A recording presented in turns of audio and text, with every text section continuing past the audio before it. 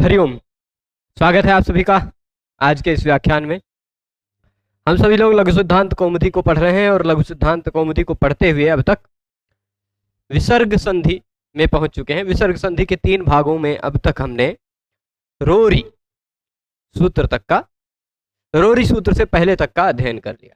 ठीक है, इससे पहले जो हमने सूत्र पढ़ा था रोसुपी, रोसुपी, वह सूत्र अहन शब्द के बाद यदि सुप से भिन्न कुछ हो तो अहन शब्द के अंतिम वर्ण न के स्थान पर र कर देता है। र और रू में अंतर होता है, यह बात भी कल मैंने आपको स्पष्टतः बताई थी। अब उसी र और रू का ही कुछ विषय आपको चलेगा 2-4 सूत्रों तक, और उसमें आज जो हम सूत्र पढ़ने वाले हैं वो सूत्र एक है रोरी, फिर उसके बाद एक है ढलोपे पूर्वस्य दीर्घोण। रोरी बहुत सामान्य सूत्र है। यदि आप इस सूत्र को निकाल कर देखें, इस सूत्र से पहले के प्रसंग को देखें, तो इस सूत्र से पहले आपको ढो ढे लोपा कहीं मिल जाएगा 13 नंबर पर ही। 8 3 14 है, इससे पहले 8 3 13 नंबर सूत्र देखें तो वहां दिखाई पड़ेगा ढो ढे लोपा। वहां से लोपा की अनुवृत्ति आ जाएगी इसमें बस। ठीक, ढो ढो ढे लोपा, 2 ढ एक साथ आते हो तो पूर्व वाले ढ का लोप कर दे।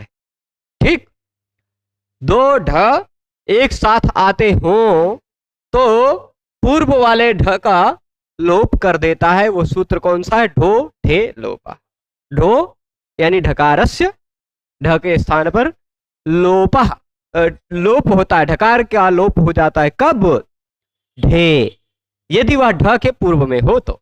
ठीक है, तो जैसे अभी उदाहरण और सबका मिलेगा, पर उससे लोपा की अनुवृत्ति आई है। यहां ढोढे लोपा का प्रसंग नहीं है, यहां रोरी सूत्र हम पढ़ रहे हैं। तो रोरी में जो अनुवृत्ति आती है, अनुवृत्ति से सिद्ध होने वाला जो रोरी का अर्थ है वह रह री लोपा, यह तात्पर्य होगा। रह मतलब रकार का लोप होता है। कब? यदि वह रकार नहीं, रेफ, रादिफा, रकार बोल जाते हैं कभी, है र मतलब रेफ का लोप होता है।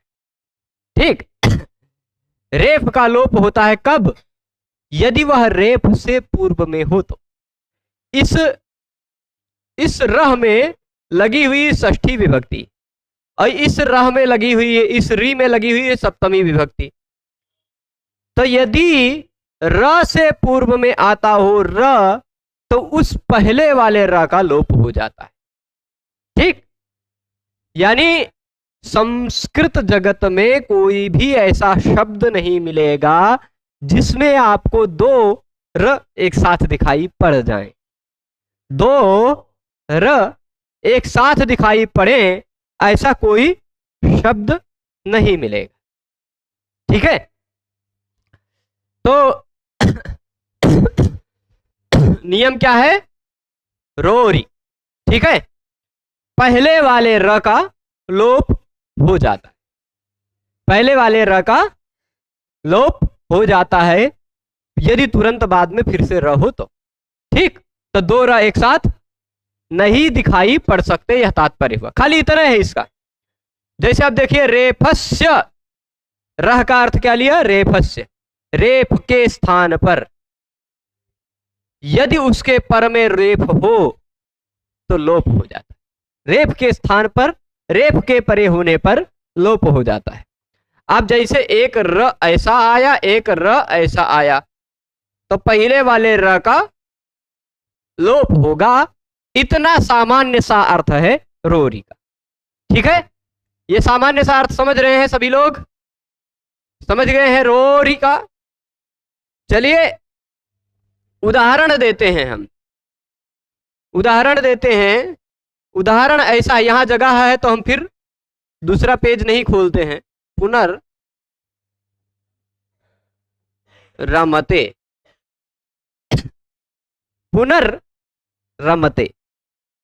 अब आप देख रहे होंगे कि दो दो रेफ एक साथ दिखाई पड़ रहे हैं कि नहीं, है ना। तो रोरी कहेगा र है, उसके तुरंत पर में फिर से र दिखाई पड़ता हो तो पहले वाले र का लोप हो जाता है, पहले वाले र का लोप हो जाता है। चलिए हमने कर दिया लोप, पुनः रमते। इतना तक पहुंच गए सभी। दो र एक साथ नहीं आ सकते, यही रोरी का मतलब है। दूसरा भी उदाहरण लेते हैं। जो जो उदाहरण यहां दिए हैं उन उदाहरणों को लेते हैं। शंभुर राजते, ठीक, यहां भी दो र एक साथ आ रहा है। रोरी ने कहा कि र का लोप हो जाए, शंभु राजते। यहां तक पहुंच गए। तीसरा उदाहरण यहां दिया है। अच्छा, ई आ के बाद ई था, ई का ई वाला भी उदाहरण ले लेते हैं। यहां हरिर रम्यः, ठीक, हरिर रम्यः। यहां रोर इस सूत्र से इस वाले र का लोप हो गया, हरि रम्य। यहां तक सभी पहुंच गए, ठीक, इतना तक पहुंच गए। अभी अगला सूत्र दीर्घ वाला भी पढ़ा कहां हमने। दीर्घ वाला जब सूत्र पढ़ेंगे तब तो दीर्घ करेंगे। अभी तो हम खाली रोरी पढ़े, तो अभी हम खाली रोरी का काम कर रहे हैं। अब आप कहेंगे ये पुनर, तो मान लीजिए एक शब्द हम जानते हैं, पुनर एक अव्यय है, वैसा एक मान लीजिए निपात है, तो पुनर कोई शब्द होता है, पर शंभुर और हरिर का होता है भाई, शंभुर और हरिर का होता है ना। तो आप जानते हैं शंभु शब्द से जब प्रथमा विभक्ति के एक वचन का सु प्रत्यय लगेगा, है ना, हरि शब्द के बाद भी जब प्रथमा एक वचन का सु प्रत्यय लगेगा तो शंभु सु हरि सु, बचेगा सु में से स, शंभु स हरि स। स शब्द का अंतिम वर्ण है, सुप्तिंगंतम पदम से उसको पद मान लिया जाएगा, और पद का अंतिम वर्ण स है, इसलिए स स जुषो रु, इस सूत्र से रु हो जाएगा, शंभुरु हरि रु, ठीक है। रु का र बचता, वही शंभुर हरिर है, ठीक है। उस शंभुर और हरिर में जो र दिखाई पड़ता, उस र का विसर्ग हो जाया करता है, पर कब? जब उसके तुरंत बाद खर हो या अवसान हो। यहां उसके तुरंत बाद खर नहीं है, र खर में नहीं आता है ना, तो उसको विसर्ग नहीं हो पाया, उसका रोरी से लोप हो गया, ठीक है। रोरी से लोप हो गया। अब जब लोप होता है तो लेप नहीं, लोप होने के बाद कुछ और काम होता है। वह काम जो होता वो इसको देखिए। ढ्रलोपे पूर्वस्य दीर्घोण, ढ्रलोपे पूर्वस्य दीर्घो अण। इस सूत्र को यदि आप तोड़ेंगे, इस सूत्र को क्या करेंगे, तोड़ देंगे यदि, तो आपको क्या निकल के आएगा, क्या मिलेगा? ढ्रलोपे पूर्वस्य दीर्घोण। ढ्र में आपको ढ और र दोनों दिखाई पड़ रहे होंगे, दिख रहा है, ढ और र दोनों दिख रहे हैं। तो और र भी दिखाई पड़ रहा होगा, है ना। क्या है ये ढ है और ये र है, र पूरा मान लीजिए, ढ और र मिलकर क्या हो जाता है? ढ्र,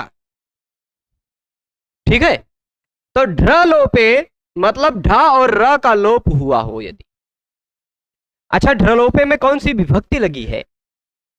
सप्तमी लगी है ना, सप्तमी लगी है। तो ढ्रलोपे का मतलब क्या होता है? यहां ढ्रलोपे में जो सप्तमी लगी वो निमित्त वाला मान लीजिए कि ढ के लोप का निमित्त और र के लोप का निमित्त, ढ के लोप का निमित्त या र के लोप का निमित्त यदि तुरंत पर में हो। ठीक है। अच्छा, दो लोप हो, हमने दो लोप पढ़ा, दो प्रकार का। संस्कृत में दो वर्ण ऐसे हैं जो दो दो बार लगातार एक साथ नहीं आ सकते। दो ढ एक साथ नहीं आ सकता, ढो ढे लोप से उसका बाद वाले का नहीं, पहले वाले का लोप हो जाता। दो र संस्कृत में किसी भी शब्द में एक साथ नहीं आ सकते, पहले वाले र का रोरी से लोप हो जाता है। ठीक है, तो शांत रहो। हाँ, दो र और दो ढ एक साथ नहीं आते, तो ढ का लोप हुआ हो या र का लोप हुआ हो, किस कारण होगा भला बताइए। ढ का लोप और र का लोप भला किस कारण से होगा। ढ का लोप का निमित्त ढ ही है। ढोढे लोपा ने कहा कि बाद में ढ हो तो पहले वाले ढ का लोप कर दो, तो ढ का लोप किया गया पहले वाले का, उसका कारण क्या है, बाद वाला ढ। रा का लोप किया गया यहां इन तीनों उदाहरणों में, उसका कारण क्या है, बाद वाला रा। तो ढ के लोप का निमित्त जो ढ है, रा के लोप का निमित्त जो र है, र के लोप का निमित्त तो र ही है ना। इसी र के कारण इस पहले वाले र का लोप हुआ, इसी र के कारण इस पहले वाले र का लोप हुआ, इस र के कारण इस पहले वाले र का लोप हुआ। तो ढ के लोप का निमित्त जो ढ बाद वाला ढ है, र के लोप का निमित्त जो बाद वाला र है, उसी को ढ्रलोप कहा जाता है। ठीक, ढ्रलोप में दो चीज छिपा हुआ है, ढलोप रलोप, ढलोप और रलोप दो छिपा हुआ है ना। ढ के लोप का कारण और र के लोप का कारण यदि तुरंत पर में हो तो पूर्वस्य अणः दीर्घ। पूर्वस्य यानी उस ढ और र, उस ढ और र से पूर्व में आने वाला जो वर्ण है, उस वर्ण के स्थान पर कुछ कार्य करने की बात चल रही है ना। पूर्वस्य अणः, पूर्वस्य में भी षष्ठी लगी है, अण में भी षष्ठी लगी है। अण मतलब कौन सा वाला अण लेंगे, अण मतलब क्या, आ ई उ, काहे आ ई उ रिल्ली ए ओ आई ओ हाया वारा ला ले लें तो कौन दिक्कत है, दिक्कत, क्योंकि आपने अनुदित सवर्ण से चा प्रत्यय में पढ़ा है कि अनुदित सवर्ण से चा प्रत्यय सूत्र के सिवाय जितने भी अण किसी भी सूत्र में कहे जाएंगे, उस अण का मतलब पूर्व वाले अण का। ठीक, इतनी बात समझ गए हैं। तो यहां अण मतलब क्या है, अ ई उ। ठीक, यही तीनों तो होगा अण का मतलब। तो ढ और र का लोप हुआ हो, ढ और र का लोप हुआ हो, उस ढ और र के लोप का निमित्त यदि तुरंत पर में हो तो पूर्व में आने वाले अण के स्थान पर दीर्घ हो जाया करता है। यही इस सूत्र का मतलब है। यह सूत्र स्वयं में पूर्ण है, इस सूत्र में ही आने वाला शब्द से ही पूरा अर्थ निकल कर आ जा रहा है। ठीक, अब देखिए ढ का मतलब ढ्ररोपयो ले लिया, ढ्र में ढ और रेप दोनों है ना, ढ्ररेपयो। ढ और रेप ये दोनों के लोप का जो निमित्त है, इन दोनों के लोप का निमित्त क्या है, ढ के लोप का निमित्त बाद वाला ढ होगा, र के लोप का निमित्त बाद वाला र हो, तो निमित्त यो सप्तमी लगी है। ये अगर निमित्त पर में हो तो पूर्व में आने वाले अण का पूर्वस्याणो, पूर्वस्याणो यहां दिखाई पड़ रहा होगा, पूर्वस्याणो में पूर्वस्य धन अण, पूर्वस्य अण, पूर्वस्य अण, पूर्वस्य अण बन जाता है, और अण दीर्घा का अणो दीर्घा हो जाता है। हशीचा आप पढ़ चुके हैं। ठीक, अण दीर्घा अणो दीर्घा बन जाता है। क्यों, क्योंकि अण स है, अणस, अणस दीर्घा, अणर दीर्घा, अणर रू दीर्घा, रू के स्थान पर उ हो जाएगा, अण उ दीर्घा और अणो दीर्घा बन जाएगा गुण होकर। यह क्या है, दीर्घा जो है ना, दीर्घा में जो द है वह द हर्ष प्रत्याहार में आता है, इसलिए हर्षिच नियम लग जाए। तो पूर्व में आने वाले अण का अण के स्थान पर दीर्घ हो जाता है। अब देखिए इस र का लोप, र के लोप का निमित्त ये र है, उससे पूर्व में अण आ रहा है कि नहीं आ रहा है, दीर्घ कर दो। किया, किस सूत्र से दीर्घ किया, ढ्रलोपे पूर्वस्य दीर्घोणः, हई वाला बन गया ना, पुनः रमते बन गया। यहां देखिए हरि, पूर्व में अण है ई भी तो अण है, तो इन्हू को दीर्घ कर देते हैं तो हरि रम्य, हरि रम्य। ठीक है।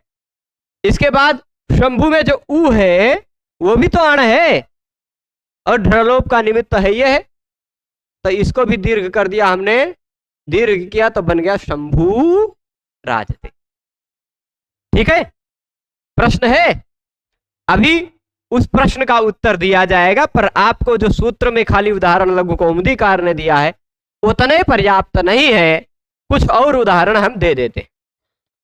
कुछ लोग 20 का नोट लेके आए हैं, 20 रुपए का लाल वाला पुराना वाला है किसी के पास? लाल वाला पुराना नोट अगर 20 का किसी के पास हो तो, नहीं होगा तो हमारे पास जुगाड़ है, हम यहां पर दिखा देंगे ना, काहे चिंता लेते हैं।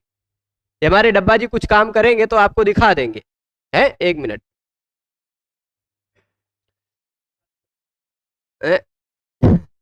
नेट यहां से चालू हो चुका है और हम यहां पर आ जाते हैं और यहां कनेक्ट हो चुका है और यहां पर हम लिख देते हैं 20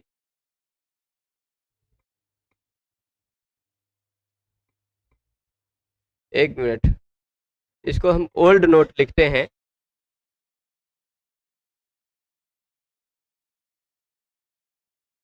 ₹20 का ओल्ड नोट हम लिख के खोज लेंगे तो ये हमें मिल जाएगा। मिला? ऐसा वाला नोट, इस नोट में जब आप देखेंगे तनी साफ साफ दिखाई जाता है तो बढ़िया मजा आता। साफ नहीं दिख रहा है ना इससे, पर यहाँ नीचे से हाँ दिख गया, क्या बात है। तनी जूम हो जाओ, हाँ ये दिख रहा है। ये तनी नीचे आप देखिए, संस्कृत भाषा में लिखा है, टी पे बड़ी की मात्रा छिड़ी है ना, चढ़ी है। नए वाले नोट में नहीं है, नया वाला नोट देख लीजिए, नए वाले में नहीं मिलेगा, वहां 20 रुपए का लिखा है। ठीक है, ये थोड़ा पुराने वाले में सही था। तो अब होता क्या है, हाँ वह 20 लिखा, 20 छोटी ई की मात्रा लगी है, लेकिन होना चाहिए दीर्घ वाला। ठीक है, अब चलिए देखते हैं क्या होता है। विंशत्याद्या सदैकत्वे सर्वा संख्येय संख्ययो, ऐसा नियम है। उस नियम के आधार पर 20 भले ही इसका मतलब 20 होता है, पर वह हमेशा एक वचन में प्रयोग होता है। सु प्रत्यय लगेगा, बचेगा 20, सु में से स बचेगा, 20 है ना। ससो रू से जब 20 के स का रू हो जाएगा तो 20 हो जाएगा, रू का र बचेगा। 20 रूप्यकाणि, 20 रूप्यकाणि। अब देखिए 2 र एक साथ आ गया तो रोरी लगेगा कि नहीं लगेगा? लग गया। और रोरी जब लगा है तो ढ्रलोप का निमित्त है, ढ्रलोपे पूर्वस्य दीर्घोण। ठीक, तो दीर्घ हो गया, ऐसा वाला बन जाएगा 20 रूप्यकाणि बन गया। बड़ी ई वाला भी लग गया ना, ये तो कहीं नोटवा मिल गया, दिखाना पड़े, नहीं तो वैसे अगर कोई नोट लेता तो दिखाते, कैमरे से साफ नहीं दिखाई पड़ता, यहाँ ज्यादा अच्छा दिख गया ना। दिमाग कभी कभी ऐसा कुछ उपाय खोज लेता है हमारा। चलिए फिर से आ जाओ, यहाँ आ जाओ, हाँ चेंज, पहुंच गए, प्रकट हो जाओ। हाँ तो यहां तक पहुंच गए। एक उदाहरण ये दे दिया, एक ऐसे बहुत सारे उदाहरण मिलेंगे, बहुत सारे उदाहरण मिलेंगे। एक उदाहरण हमें याद आ रहा है, भक्ति प्रह्व विलोकन प्रणयिनी नीलोत्पलस्पर्धिनी ध्यानालंबनताम समाधि निरतैर नीते हित प्राप्तये और लावण्यस्य सुधा निधि सकताम लक्ष्मी दृशोस्तन्वती युष्माकं कुरुताम भवार्ति शमनम नेत्रे तनुर्वाहरे। काव्य प्रकाश में मम्मट ने विभक्ति और वचन श्लेष के उदाहरण में श्लेष अलंकार के उदाहरण में विभक्ति और वचन श्लेष के उदाहरण की प्रस्तुति देते हुए यह उदाहरण दिया। मुझे अचानक ध्यान में इसलिए आया क्योंकि वहां पर जो शब्द दिया है शब्द है क्योंकि निधि शब्द नि उपसर्ग पूर्वक की प्रत्यय लगकर, नि उपसर्ग पूर्वक धा धातु से की प्रत्यय लगकर निधि शब्द बनता है और की प्रत्यय लगकर बना हुआ प्रत्येक शब्द पुल्लिंग होता है। ठीक, यह पुल्लिंग शब्द है। ठीक, निधि। आप ऐसा मत समझ लीजिएगा किसी लड़की का नाम है तो स्त्रीलिंग हो गया, नहीं।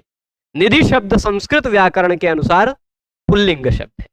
जैसे विधि, जैसे समाधि, जैसे व्याधि, वैसे की प्रत्यय लगकर बना हुआ शब्द।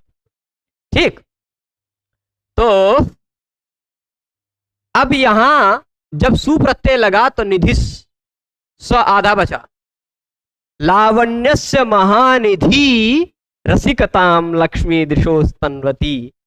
यहां रसिकताम है इसके तुरंत बाद उस श्लोक में। ठीक, रसिकताम को हम पूरा मां कर देते हैं तुरंत। अभी हम लक्ष्मी दृशो का लक्ष्मी नहीं लिखने जा रहे हैं।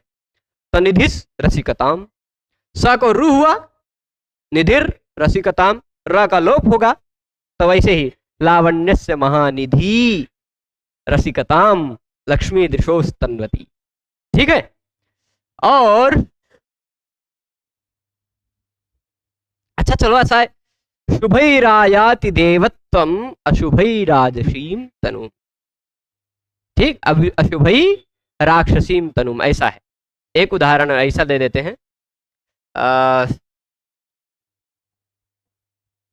वहां एक विशेष बात है, अशुभैस अतोभिस ऐस सूत्र से अशुभ के बाद लगा हुआ तृतीया विभक्ति का प्रत्यय ऐस हो जाता है, अशुभैस। और लेकिन अशुभै ही वहां अशुभैर नारकीम तनुम है ना, नारकीम है। चलिए मान लीजिए राक्षसी होता, अशुभैस राक्षसी होता, हम बदल दें। ये हमें कोई उदाहरण खोज रहे थे कहीं, अथवा राक्षसा कर देते, अशुभै राक्षसा। ठीक, अब यहां पर क्या है, एक नियम तो लगेगा, ससजसो रू से रू होगा, रू होगा। ठीक, रोरी से लोप भी हो जाएगा, हो गया। पर ढलोपे पूर्वज से दीर्घोण नहीं लगेगा। क्यों? क्योंकि ढ और रेफ का लोप का निमित्त तो है, पर पूर्व में अण नहीं है, पूर्व में अण नहीं है, इसलिए दीर्घ नहीं होगा। ठीक है, यह बात स्पष्ट है। पूर्व में चलिए और एक उदाहरण दे देते हैं। मान लीजिए राम जी के भाई कौन थे? नहीं, राम जी के भाई लक्ष्मण जी है ना। भ्रातृ शब्द को भी जब ये क्या होता है, चलिए बनाते हैं कौन उदाहरण।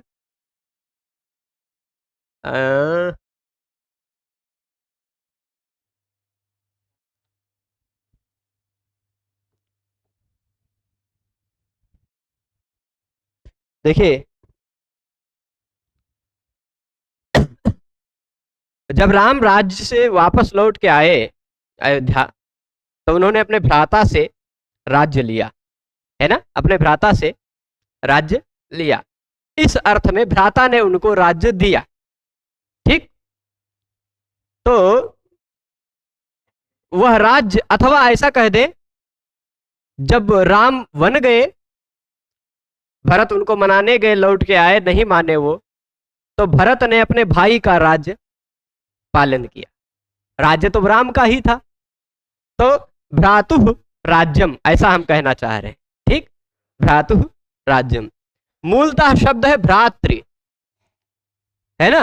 और उससे जब प्रत्यय लगता है, ngसी या ngस लगता है, तो बचता है अस।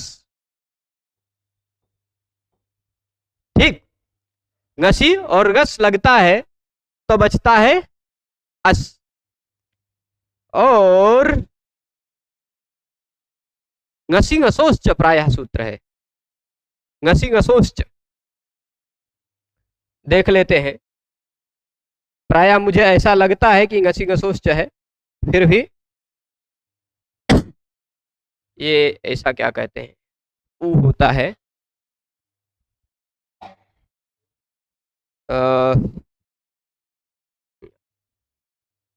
घसी और घस के बाद घसी घसोश्च का प्रकरण देखिए, उसी के बाद कोई नियम होगा।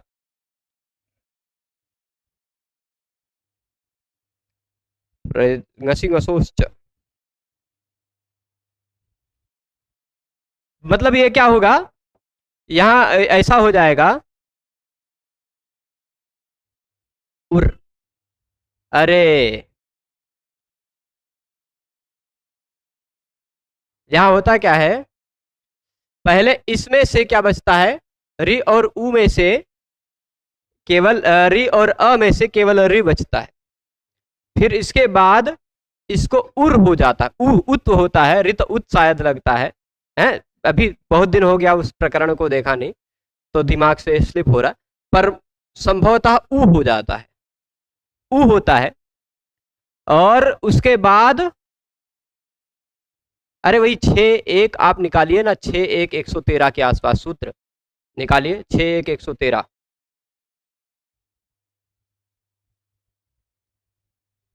आयत एक 6-1-113 क्या है, 6-1-113, 13 नहीं बोल रहे, 110 से 113 के बीच में ही है वो।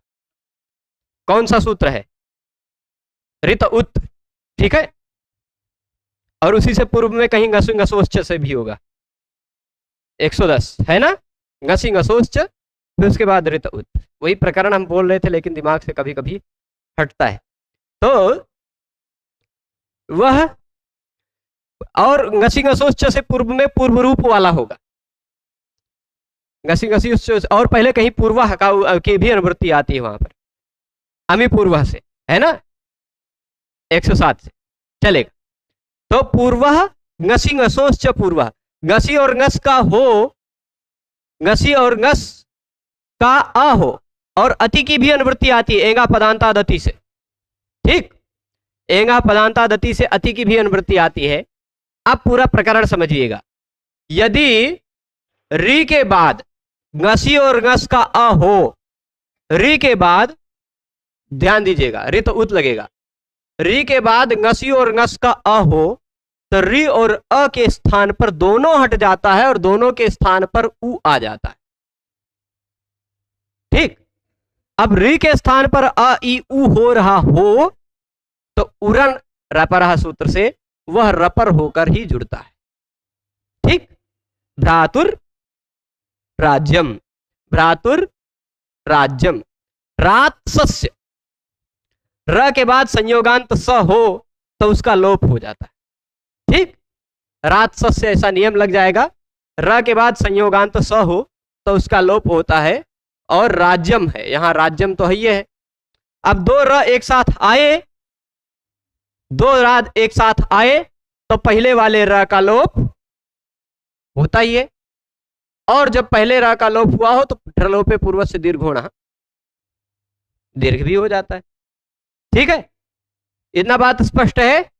तो कहीं भी र का दो रा एक साथ आते हो तो पहले वाले र का लोप होता है, और उस र का लोप हुआ हो तो पहले उससे पहले आने वाले अण का दीर्घ होता है। पर ऐसा नहीं है, देखिए र का लोप तो होगा ही, पूर्व में यदि अण आए तो ही दीर्घ होगा, अण नहीं आ रहा है तो दीर्घ नहीं होगा, अण नहीं आ रहा है तो दीर्घ नहीं होगा। जैसे मैंने अशुभ ही राक्षस वाला उदाहरण बताई, ठीक, वहां पूर्व में दीर्घ करने की आवश्यकता नहीं है। अब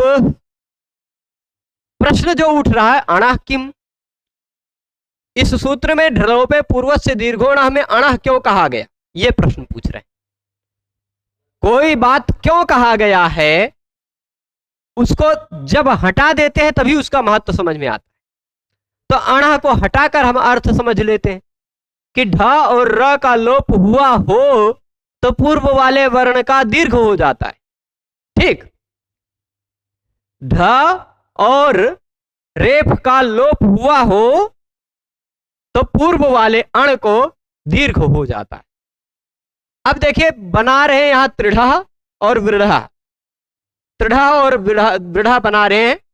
अगर अण पूर्व वाले वर्ण को दीर्घ होता है ना, अगर अण ना होता, अण है तो पता चलता है क्या, और हाँ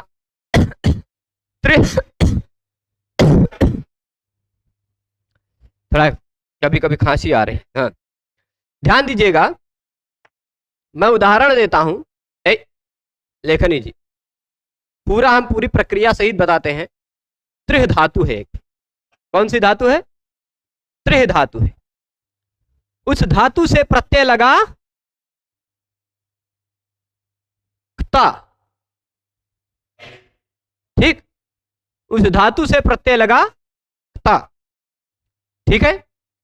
क्ता प्रत्यय में से बचता है, पूरी प्रक्रिया ना समझ में आए तो खाली ये ढ और र का लोप वाला समझ में आएगा तो भी आपका काम चल जाएगा। क्ता प्रत्यय में से बचता है ता, लशक को तद्धिते से क की संज्ञा होगी, तसे लोपा से लोप हो जाता है।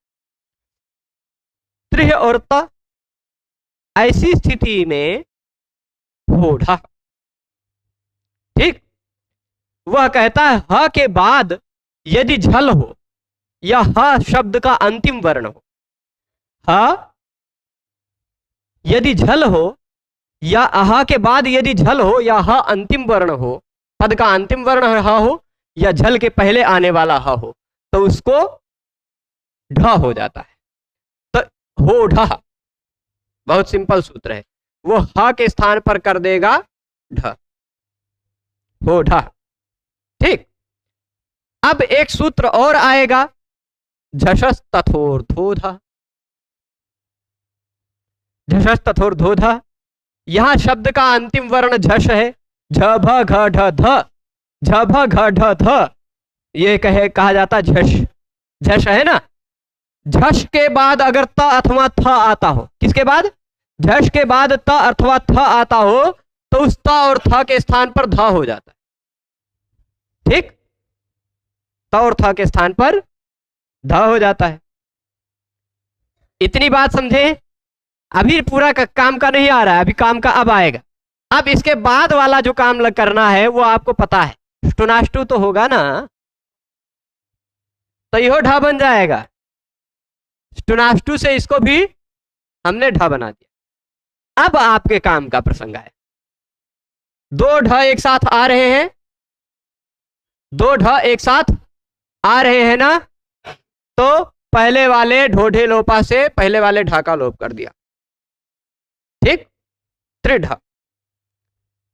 अब यह ढलोप का या ढ या रोप का रेप के लोप का निमित्त है यहां कि नहीं। ढलोपे पूर्व से दीर्घोण में यदि अणह न रखा गया होता, अणह कह देने से पता क्या चलता है, केवल अ ई उ का ही दीर्घ होगा, केवल दीर्घ किसको होगा, अण को ही, अ ई उ को।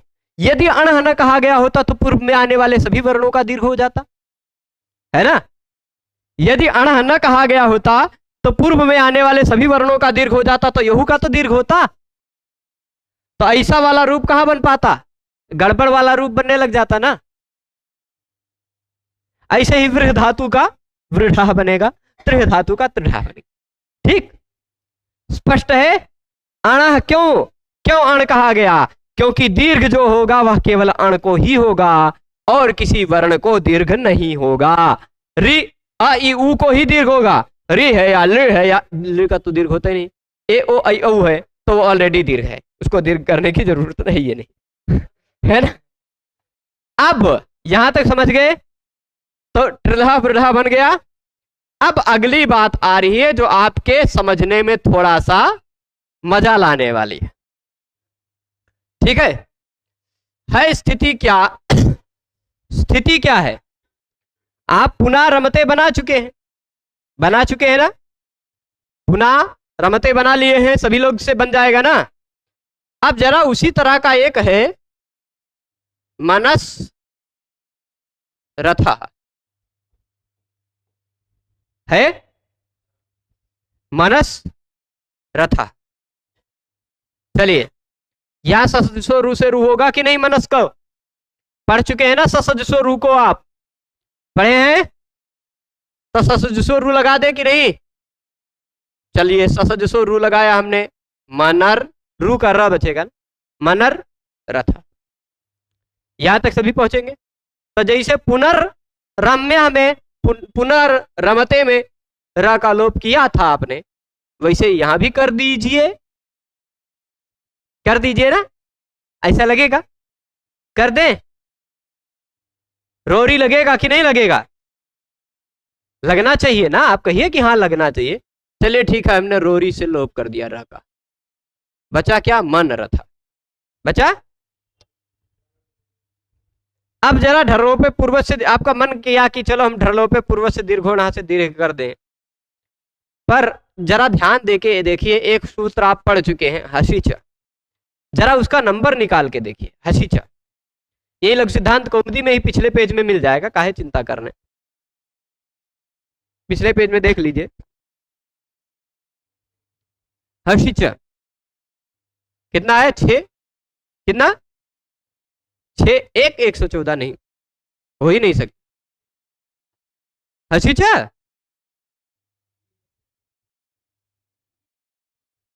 1 मिनट, 6 1 114 है। देख ले तनी, हमहू को थोड़ा अपने भरोसा नहीं हो रहा है। हाँ ठीक है, ठीक है, ठीक है, 6 1 114 है। और रोरी कहाँ का है? 8 3 14। आप जरा ये बताइए कि रोरी सूत्र ने जो र का लोप किया है, रोरी सूत्र ने जो र का लोप किया है, वो हसीचा को पता चलेगा? हसीचा को पता चलेगा कि यहां का र पर रा का लोप हुआ है? ढलोपे पूर्व से दीर्घोणा से आप दीर्घ भी कर दीजिए, रोरी को पता चलेगा क्या यहां दीर्घ हुआ है? नहीं ना, है कि नहीं? तो आप क्या करेंगे? हे प्रभु,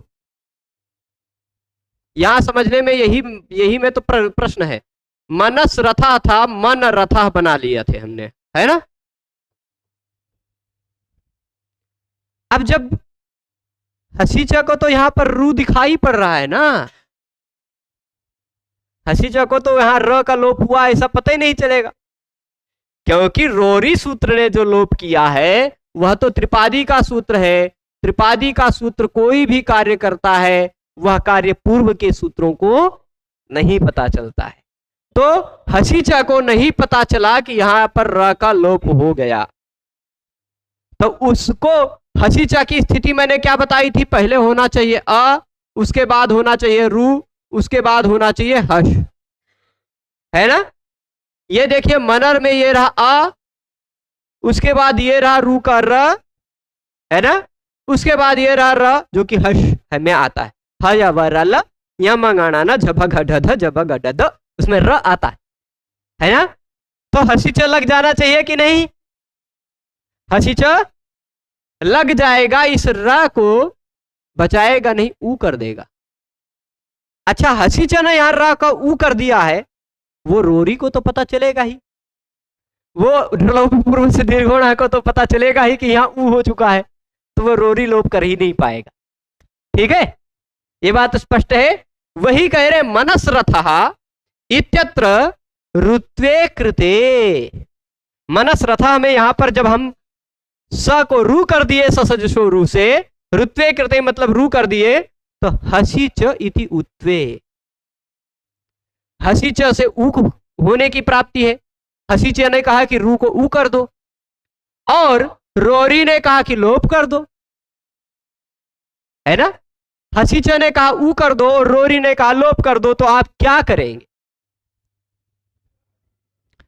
तो दोनों की प्राप्ति होने पर विप्रतिषेधे परं कार्यम,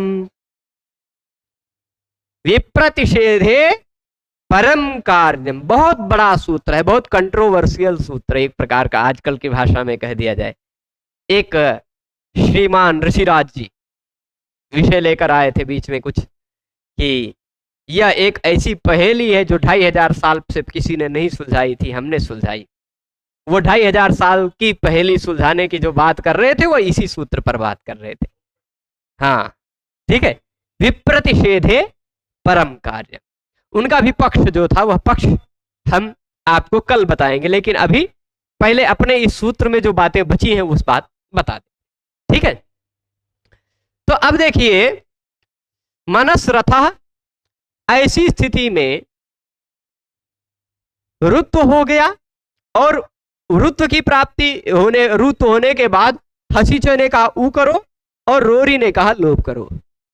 तो विप्रतिषेध, दोनों काम एक साथ प्राप्त होते हों, दो काम एक साथ प्राप्त हो रहे हो, उसी को कहा जाता है विप्रतिषेध। ठीक, उसी को कहा जाता है विप्रतिषेध। विप्रतिषेध क्या है? तुल्य बल विरोध। विप्रतिषेध का मतलब यहां सामान्य में लिखा है तुल्य बल विरोध। ठीक, और तुल्य बल विरोध का मतलब क्या है वो उसके लिए आपको यहां पढ़ना पड़ेगा। यहां देख लीजिए, अन्यत्र अन्यत्र लब्धावकाशयोः एकत्र युगपत प्राप्ति ही तुल्य बल विरोध। अन्यत्र अन्यत्र लब्धावकाशयोः एकत्र युगपत प्राप्ति। ठीक, अब जैसे देख लीजिए, तुल्य बल विरोध का मतलब क्या होता है? व्याकरण शास्त्र में कोई ऐसा कार्य, कोई ऐसा सूत्र जो किसी उदाहरण में काम कर चुका है। ठीक, कोई ऐसा सूत्र जो किसी एक उदाहरण में काम कर चुका है, दूसरा सूत्र किसी दूसरे उदाहरण में काम कर चुका है, मतलब जो बलशाली सूत्र है, काम करने वाले सूत्र हैं, अन्यत्र अन्यत्र लब्धावकाश है, अन्य अन्य उदाहरणों में उनको अवकाश मिल चुका है, पर वही दोनों सूत्र यदि एक ही जगह पर एक ही उदाहरण में एक ही साथ लगने लग जाएं, उसी को कहा जाता है तुल्य बल विरोध। उसी को सूत्र में कहा गया है विप्रतिषेध। अब जैसे यहां पर क्या है, हसीच, कहीं उसके लगा तो है ना, कहीं आपने उदाहरण देखा, ये देवो हसति इत्यादि उदाहरण, कौन सा उदाहरण दिया था?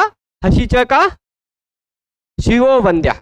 वहां उदाहरण में हसीचा को अवकाश मिल चुका है ना, लग चुका है ना। और रोरी ये पुनरमते हरि रम्या इत्यादि में लग चुका है ना। तो ये दोनों सूत्र काम करने वाले सूत्र हैं और दोनों सूत्र एक एक जगह पर अवकाश प्राप्त कर चुके हैं, एक अनेक जगहों पर, और एक ही जगह पर एक साथ लगने लग गए। मनरथ, इस स्थिति में मनरथ, इस स्थिति में र को ऊ करें कि लोप करें, ऐसी समस्या होने पर विप्रतिषेधे परम कार्यम ने कहा कि बाद विप्रतिषेध होने पर जो पर यानी बाद वाला सूत्र जो काम कहता है वह काम करिए। तो जरा नंबर देखिए। ठीक, विप्रतिषेधे परम कार्यम, यह सूत्र पढ़ने के बाद आप सुलझेंगे नहीं, उलझेंगे। सुलझेंगे कब? जब इसकी पूरी वृत्ति समझेंगे। ठीक, और इस सूत्र पर थोड़ा सा और विस्तार करेंगे। जरा देखिए, ये जो दोनों सूत्र हैं, ये दोनों सूत्र, एक कौन सा है? हसीच। ठीक, नंबर इसका लिख देते हैं 6 1, ठीक, 114, ठीक, 114। और इसका रोरी का नंबर आपको दिखाई पड़ रहा होगा 8 3 14। ठीक, अब बताइए पर वाला सूत्र कौन सा है ना? जहां दो सूत्र एक साथ लगने लग जाएं, वहां पर बाद वाला सूत्र जो काम कहता है वह काम करना चाहिए। ठीक, बाद वाला, ये ऐसा इसने कहा, विप्रतिषेधे परम कार्यम, या एक प्रकार की परिभाषा सूत्र है। ठीक, एक कैसा सूत्र है? परिभाषा सूत्र है। तो यह कहता है तुल्य बल विरोध होने पर जो वाला सूत्र जो काम कहता है वही कार्य होता है। ठीक, तो इसके कारण क्या हो गया? तुल्य बल विरोधे, इसका मतलब भी आप समझ गए होंगे। तुल्य बल, तुल्य बल मतलब ये भी बलशाली है, हसीचा कहीं काम करके आया है, और रोरी ये भी बलशाली है ना। दोनों समान बलशाली सूत्रों का विरोध अगर हो जाए, रोरी का नहीं हम लोप करेंगे, हसीचा कहे नहीं हम लोप नहीं करने देंगे, हम ऊ करेंगे, ठीक, दोनों सूत्र एक साथ यदि प्राप्त हो तो परम पर वाला सूत्र जो काम कहता वही कार्यम स्यात्, वही कार्य होगा। ऐसा इस सूत्र का मतलब है विप्रतिषेधे परम कार्यम का। ठीक, इति लोपे प्राप्ते, तो विप्रतिषेधे परम कार्यम के आधार पर प्राप्त क्या हो गया? लोप। मनर रथा में र का लोप कर दो, ऐसा प्राप्त हुआ कि नहीं? तभी पूर्वत्रा सिद्धम इति, पूर्वत्रा सिद्धम तो आपने पढ़ ही लिया है, पढ़ा है कि नहीं?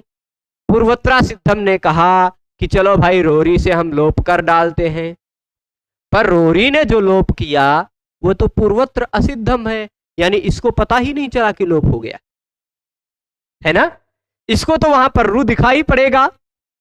पूर्वत्रा सिद्धम इति रोरीत्यस्य असिद्धत्वात्, या देखिए रोरीत्यस्य बड़ा खतरनाक शब्द, इतना बड़ा शब्द लिखा हुआ है, इसको ऐसे मत समझिएगा। रोरी इत्यस्य, रोरी इत्यस्य असिद्धत्वात्, रोरी इस सूत्र के असिद्ध होने के कारण, असिद्ध है कि नहीं? इस सूत्र ने जो कार्य किया वो सिद्ध नहीं हो पाएगा, तो उत्वमेव, उत्व ही होगा, उत्व ही होगा, यानी रोरी से जो लोप हुआ था वो लोपवा दिखाई नहीं पड़ेगा, लोप असिद्ध हो जाएगा, तो उत्व ही होगा। क्या होगा? अब बचा जो यह है मनर रथा, भले ही रोरी से लोप कर दीजिए फिर भी पूर्वत्रा सिद्धम, ये लोप तो असिद्ध है। तो यहां पर हसीचा को यहां पर रू दिखाई पड़ रहा है, वो उस रू के स्थान पर ऊ कर देगा, मन उरथ उत्वमेव। ये प्रसंग समझ गए? समझ गए? तो अब उत्वमेव, ऊ अ और ऊ को गुण कर दीजिए, बन जाएगा मनोरथ। बना? मनोरथ बना यहां तक। अब एक बात ये हुई कि चलो एक व्यक्ति ने, जब मैं ये पढ़ा रहा था तो थोड़ा सा ध्यान से नहीं सुना था बेचारे ने, प्रश्न पूछ लिया। हो सकता है आपके मन में भी प्रश्न हो कि गुरुजी यहां तो मनर रथा जैसा है वैसे ही पुनर रमते भी था, एक जगह आप रोरी लगा रहे हो, एक जगह आप हसीचा लगा रहे हो, ऐसा कैसे? तो आपको बता दें पुनर्रमते में रू नहीं है, पुनर एक अव्यय है, पुनर एक अव्यय है। वहां स नहीं था कि ससो रू से रू हुआ उसका र बचा है, यहां पुनर का र है, ये रू नहीं है। और यहां मनर में जो आपको र दिखाई पड़ रहा वह रू है, तो जहां पर रू रहेगा वहां तो हसीचा लगेगा, हसीचा की मौका मिलेगा हसीचा को अगर, तो हसीचा लगेगा, है ना? और जहां पर रू नहीं है वहां तो आप रोरी करते रहो, रोरी कर दो, पूर्वधरणों पे पूर्व से दीर्घोणा से भी कर दो, कोई दिक्कत नहीं वहां।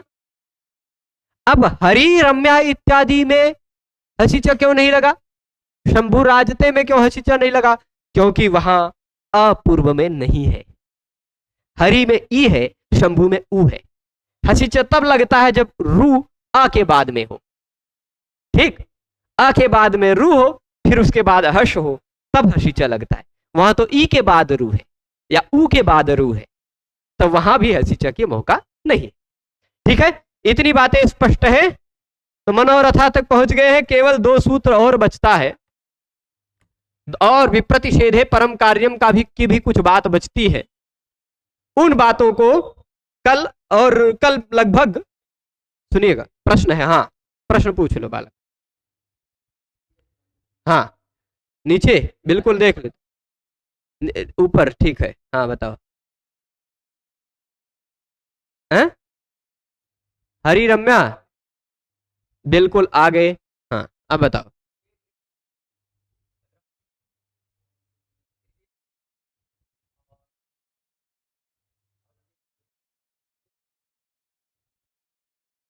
लग जाएगा, कोई दिक्कत नहीं, वो तो वैकल्पिक है। अनचिचा को आप देखने जाएंगे तो अनचिचा बहुत जगह लगता है, उसकी कोई दिक्कत नहीं, विकल्प से होता है, करते रहो, द्वित्व करते रहो। क्या? म डबल कर सकते हो, बिल्कुल कर सकते हो। रम्या को रम्य डबल म करके बना लो, कोई दिक्कत नहीं, होता है।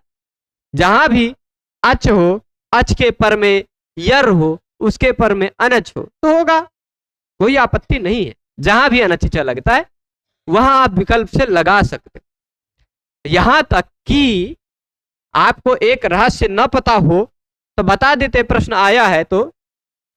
देखिए रामात देखा है आपने, देखा है बनाते हुए। अब देखिए ये रहा अच, ये रहा उसके बाद यर, और उसके बाद खाली जगह रही अनच, है ना।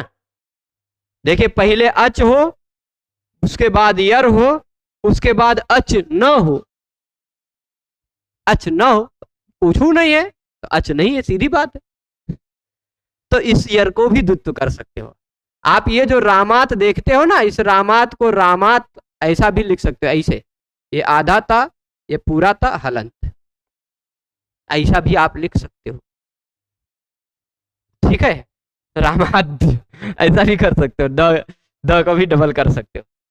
पर होता क्या है, आप झारो झरी सवरणे से जब वो होगा तो लोप भी होगा विकल्प से, लोप भी विकल्प से होता है, द्वित्व भी विकल्प से होता है, तो फिर इसीलिए ज्यादातर लोग, हाँ ठीक है, तो वो कोई दिक्कत नहीं। और कुछ प्रश्न है तो ठीक है। तो विप्रतिषेधे परम कार्यम, इस सूत्र में और कुछ बातें हैं। ढलोपे पूर्वज से दीर्घोण पूरी तरह से समझे हैं। तो अब विप्रतिषेधे परम कार्यम में जो कुछ बातें हैं, और दो सूत्र जो बचे हैं, उन दोनों सूत्रों को कल यानी इस लघु सिद्धांत कौमुदी के 49वें भाग में पढ़ लेंगे। और परसों, कल परसों में किसी दिन प्रतिपदा भी है, प्रतिपदा के एक दिन बाद यानी द्वितीया के दिन हम पूरा पंचसंधि की आवृत्ति करेंगे, पूर्ण आवृत्ति, पूरे के पूरे की, मतलब संधि के अभी तक जितने भी सूत्र आपने पढ़े पूरे की आवृत्ति हो जाएगी, ठीक है। तो सभी को जुड़े रहने के लिए धन्यवाद।